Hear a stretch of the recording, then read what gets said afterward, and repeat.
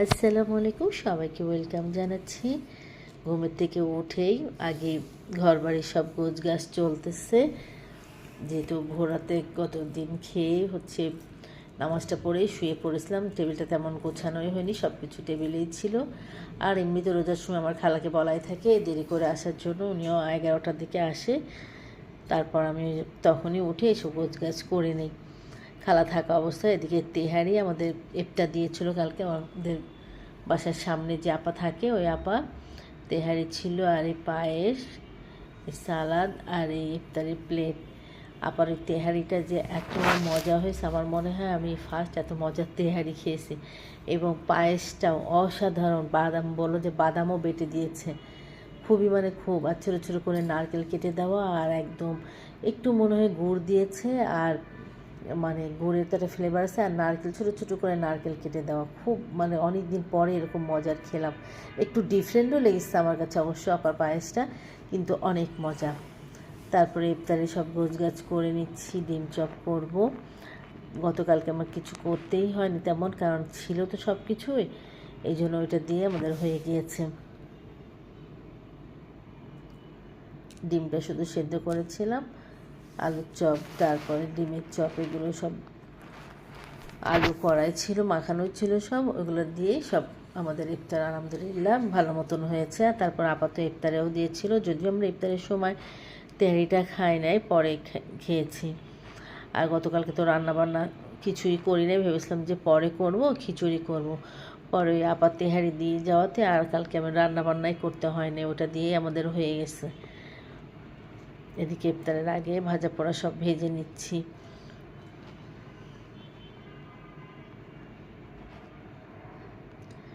এটা হচ্ছে আলুর চপ, ওই যে একটু মাংস দেওয়া রয়েছে, ভালো লাগে খেতে, বা মশলা মাংস হোক বা মাংসর একটু মশলাও যদি থাকে, আলুর চপ বানাবেন যেদিন যদি থাকে, ওটা ওর সাথে একটু দিয়ে দিবেন, দেখেন কতটা টেস্ট বেড়ে যায়।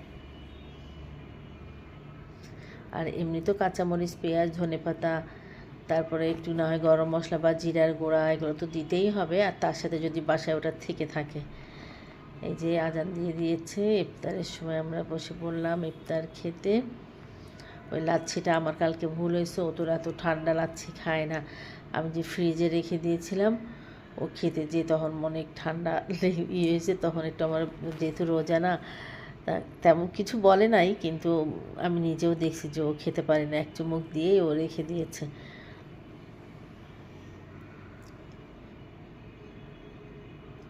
এই রোজার সময় তো জুস, শরবত, লাচ্ছি এগুলো খেতে ভালো লাগে। আর এই যে চাটনি করেছিলাম, বোম্বে মরিচের আচার আর ধনেপাতা রসুন দিয়ে, এই চাটনিটা যে এত মজা হয়, অনেক মজা হয় চাটনিটা খেতে।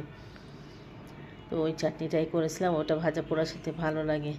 আর চা তো নামাজ পড়ার সাথে সাথে না, চা এই অভ্যাসটা আমার মারও ছিল, এবং আমি দেখছি যে আমারও হয় এটা, যে ইফতারের পর নামাজের পর সাথে সাথে চা। আমি তো যখন নামাজ পড়তে যাই তার আগে চাটা বসাই দিয়ে নামাজ পড়তে যাই, পরে নামাজ পড়ে এসেই চা নিয়ে বসি খেতে, তা নাহলে আমার মাথা ঘোরা একদম কেমন যেন লাগে। আপনাদেরকে লাইটটা আবার দেখলাম, দেখেন আমার বাসাটা কত সুন্দর দেখাচ্ছে একটু ডেকোরেশন করাতে। এদিকে আমি পরোটা ভাজতেছি ইফতারের জন্য। আজকে আর কোনো ভাজা পোড়া হয় নাই, এটা অবশ্যই পরোটা বানানোটা এটা আজকে। আর তার সাথে তো ফ্রুটস আছেই অনেক, আর পায়েস আছে, এসব দিয়ে ইফতার আমাদের। আর একটু ভাজা পোড়া ছিল, ওই ভাজা পোড়াটা নিয়ে মাখিয়েছি ওইটা। ইনশাআল্লাহ আজকে আরও কী কী দিয়ে ইফতারি করেছি ওটা নেক্সট কালকে ব্লগে দেখতে পারবেন। আর আমার এত পানি পিপাসা লাগছিল আজকে, জানি না, প্রচণ্ড পানি পিপাসা লাগছে, কী কারণে এরকম হয়েছে আমি নিজেও বুঝে উঠতে পারছি না। অল্প ডাল ছিল, ওইগুলো আমি ভেজে নিলাম আমার জন্য, যেগুলো খেয়ে আজকে শেষ করে দিই। যদিও আজকে পরোটাও খেয়েছি, আর অল্প একটু ছিল যে নষ্ট হয়ে যাবে, এই জন্য খেয়ে নিই। তারপরে তো 1 কাপ বসে চা খাচ্ছি, চা তো আমার অনেক পছন্দ। আর আমার ইফতারের সাথে সাথে চা খেতে হয়, চা না খেলে একদম মাথা ঘোরায় অনেক। সবাই ভালো থাকবেন, আল্লাহ হাফেজ।